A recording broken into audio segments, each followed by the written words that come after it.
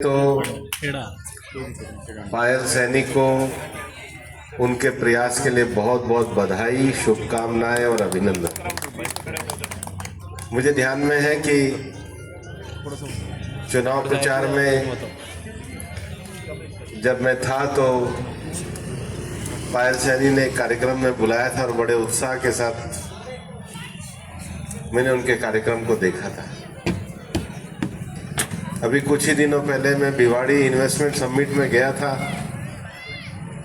तो मैंने कहा कैसा चल रहा है खेल वगैरह। बोले सर नई एकेडमी खोल रही हूँ, आपको आना होगा। मैंने कहा मैं देखता हूँ।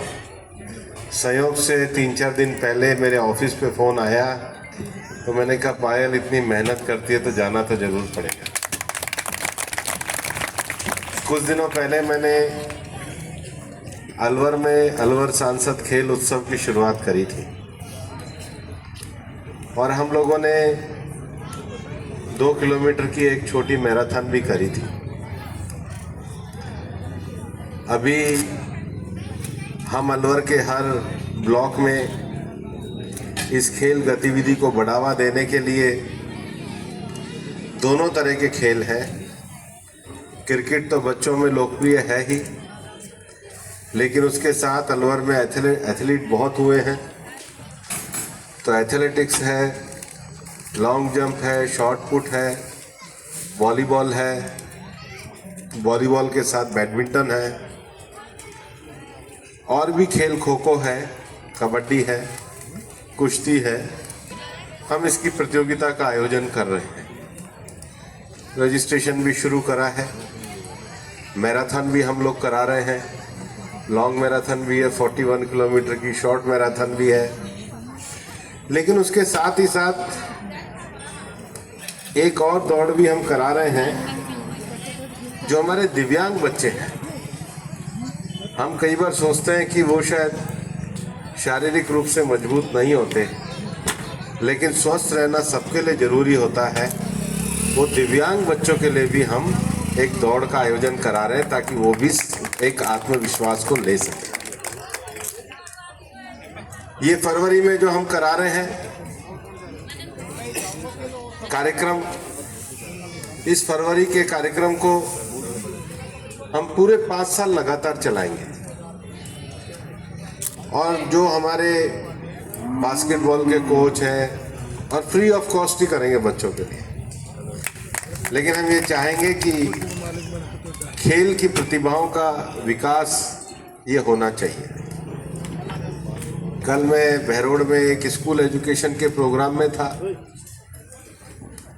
प्रधानमंत्री नरेंद्र मोदी जी ने केवल खेलों को बढ़ावा देने के साथ साथ उन्होंने एक और काम को भी किया है कि जो बच्चे पढ़ना चाहते हैं उन बच्चों के अंदर क्यूरियोसिटी हो, उन बच्चों के अंदर इनोवेशन हो। इसके लिए सरकार ने अटल टिंकरिंग लैब का एक प्रोग्राम दिया है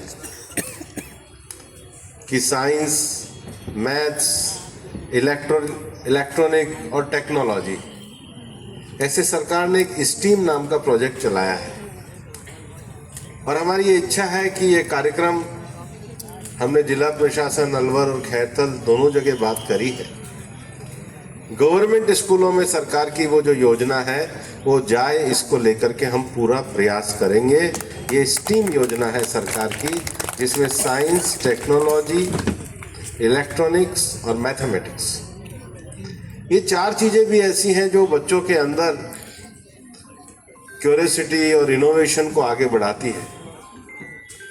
और इसलिए अटल टिंकरिंग लैब हमारे सरकारी स्कूलों में चले, सांसद खेल उत्सव का काम आगे बढ़े, और गांव में और स्कूलों में अपने संसदीय कोष से हमने 54 ई लाइब्रेरी बनाने का प्रस्ताव भेजा है, जिस पे काम चल रहा है।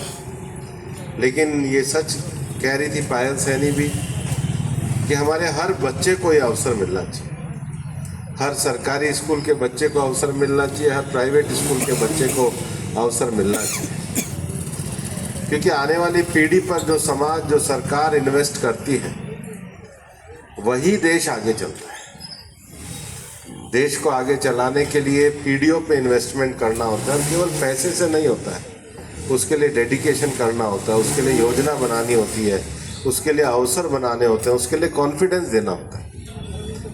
बाकी तो सारे विषय दुनिया में चलते रहते हैं, लेकिन आने वाली पीढ़ी के भविष्य को सुधारने के लिए जो लोग काम करते हैं उनको प्रोत्साहन देना चाहिए। और इसलिए पायल सैनी को प्रोत्साहन देने के लिए मैं व्यक्तिगत रूप से यहाँ उपस्थित हूँ।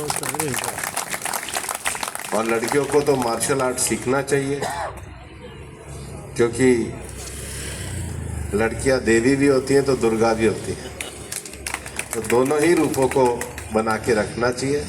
वो सक्षम होती हैं, ताकतवर होती हैं, उनके अंदर जो मार्शल आर्ट है वो एक कॉन्फिडेंस को डेवलप करता है, आगे बढ़ने की स्पिरिट को डेवलप करता है। और रानी लक्ष्मीबाई का तो हम हमेशा से सुनते ही आए हैं कि बुंदेलो हर बोलो के मुँह, हमने सुनी कहानी थी, खूब लड़ी मर्दानी हो तो झांसी वाली रानी से प्रेरणा लेके बच्ची आगे बढ़े, ऐसी मेरी शुभकामना है। बहुत बहुत धन्यवाद। जय हिंद, जय